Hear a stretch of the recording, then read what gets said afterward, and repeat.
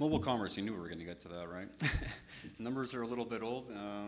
Nonetheless, it's difficult to get good numbers, honestly. And I've at least put them into English for you.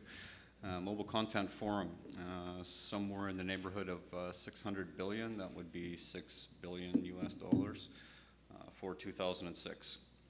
The nice split there between goods, services, and transactions. I would strongly suggest that that's 6 billion in 2006. I can point to several different sources. It's more like 8 now. Felica, anyone? RFID, NFC, some glazed eyes, some people pointing. Very good. The embedded chip in the device, tap and go, I think MasterCard did something like that in the North American market. You could use at the gas station, you could just, as a keychain or something. In your daily life, from the moment you wake up until the moment you go to bed, this value proposition of having an embedded chip is not just about money. So I have lots of friends that ended up as lawyers or accountants while I went off to play rock and roll or stand in front of you. The point would be that they have made a very logical approach to putting a fetch and get chip on a phone. Ones and zeros. Those ones and zeros could be dollars, those ones and zeros could be coupons, those ones and zeros could be your key to get into your office. It's a chip. What do you want to do with it? I think that we will see this increasingly going forward, and certainly as I recall, GSMA made an announcement like a year ago, maybe a bit more, for chip on SIM, am I correct? So that you could get legacy devices up to speed with RFID by the very nature of swapping out the SIM card. How convenient would that be? And the real challenge is going to get point of sale readers in all of those places, but that's half the battle. Boys need girls, girls need boys. DCMX, Docomo Exchange. This is about 3 or 4 years ago now. After they launched the service, as in it's available on handsets and on the street, they actually bought a bank, or at least a veto controlling interest in a bank for $1 billion.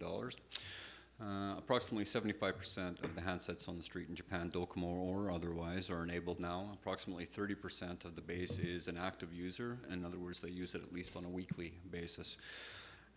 As I mentioned, that's obviously a high-speed exchange.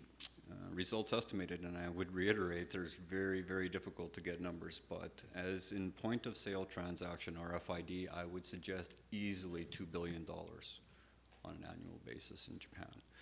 But the reality is that Nomura is quite clear that you're looking at more like $500 billion worth of low cash transactions on an annual basis, and 2 billion is not even a fraction of a percent. There's a lot of growth there, even in such a mature market that's had 5 years under its belt in Japan. It's just getting interesting now. So that's a fairly familiar image from where I come from. Using your phone to get on the train. Good guess, maybe somewhere in the neighborhood of 20% of the people who are going through the gates at JR are using their phone instead of a plastic card, which would have been the original version, like your credit card that has a chip in it. JR claimed that they spent about 13 billion. What would that be? 130 million. They're looking at break even on their investment in approximately 3 years for doing that. So JR is a big one, obviously, but there's 27 different railway stations or railway companies. Private and public buses, obviously most major taxis. When you're in a taxi and jumping out in traffic, if you can just tap your phone and go, I have a receipt, and I don't have to screw around with change, and I'm hopefully not going to get hit by the bus. A taxi is a very logical place for you to be able to use a quick tap and go. And chances are they'll give you a coupon for the next time that you get in the cab, and you can get a bit of a break. McDonald's, well, teriyaki burgers at McDonald's, the youth today, I just can't imagine. Approximately 16 million registered members in Japan at McDonald's. You want to talk about customer service and relationship, then they know. Whether it's McDonald's or Sataya for video rentals, I could go down a long list. I know who my customer is. I can ship them a coupon, and I know when they transacted it, hey, it's their birthday, we should buy them a milkshake. It's not just about money. It's about engaging with consumers in a way that you've never been able to do before. I would think that we're going to see it in McDonald's everywhere.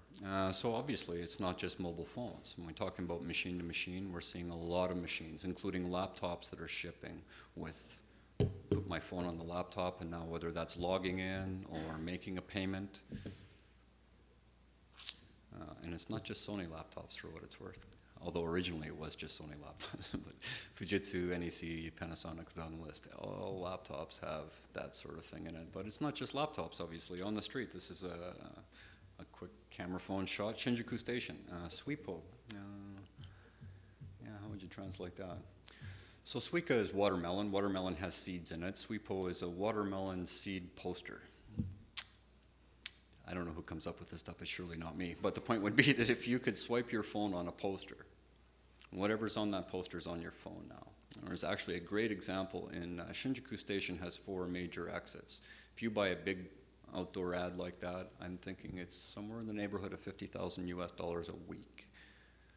So you got a lot of traffic going by there, but that's real money. So every time somebody swipes that poster, it's a transaction to the home server, by the minute, by the hour, by the day. You're spending 50 grand a week. Maybe after the first week, the north exit and the east exit are getting a lot of action, but the south exit's kind of it, the west exit's off. So you could decide, you know what, I'm not going to double down the 50 on the west exit next week because I know where I'm getting my action. Talking posters. So you want to get a click-to-call coupon, say I want to get a break on a car rental or a hotel onsen. They have real action, as in click-to-call being huge in Japan. I'm guessing we'll see more of that. Now, why would you put a television image in this? The Japanese operator spent a lot of money to get real TV onto phones. Now, this is terrestrial broadcast. It's not streaming over the 3G network, clogging things up. It's exactly the same content if I'm watching Channel 2 on my phone as Channel 2 on my TV set. Guess what? It's the same business model to, if you're going to call it TV, make it TV. It's free to air. The beauty is it has a little data window built in the bottom. So now you have a back channel communication. What would you like to do with that? Sign up for the newsletter, buy the red sweater of the leading actress in the drama. I think that getting back to the ecosystem conversation, whether it's GPS, or it's payments, or it's television, or it's social networking, these things work because everything works. And as soon as you have a weak link in the chain, it breaks. So if somebody is going to suffer, whether that's the operator, show me an operator that's suffering. Handset maker, I could show you a few. Ultimately, the content application and service providers are the ones that are putting the product in the pipe. And if you're bending them on the rev share, that's your weak link. If everybody's getting a fair shake, everybody's eating, and the consumer at the end of the day is the one that's paying for it. So I think the lesson that we can learn from Japan is to be inclusive, not greedy. So that's taking a slice of the watermelon as opposed to the whole grape.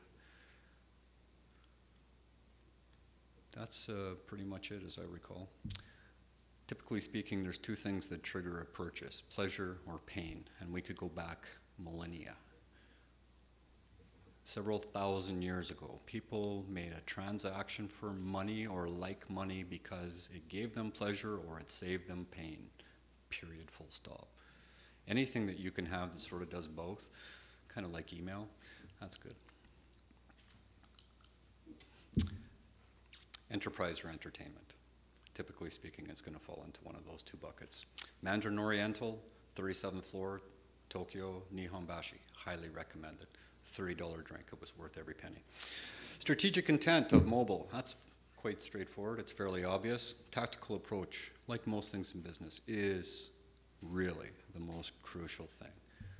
At the end of the day, you have to sweat these details. You have to think clearly from all positions. Where is it that you fit in this value chain? How is it that you can make a value proposition to the customer? At the customer, ogakusama in Japanese literally translates into customer is God, not king. No God, no sun, no food, no life. You're a customer at the end of the day. That's where you get paid. So quickly and simply, we publish Wireless Watch Japan, we organize Mobile Monday Tokyo, and typically speaking, media and events always leads to consulting, and that's a short list of some of the companies who pay us money to tell them something, hopefully useful. Thank you so much for your time and your attention, GSMA, Matthew, and you, the Momo people. Thank you so much for coming.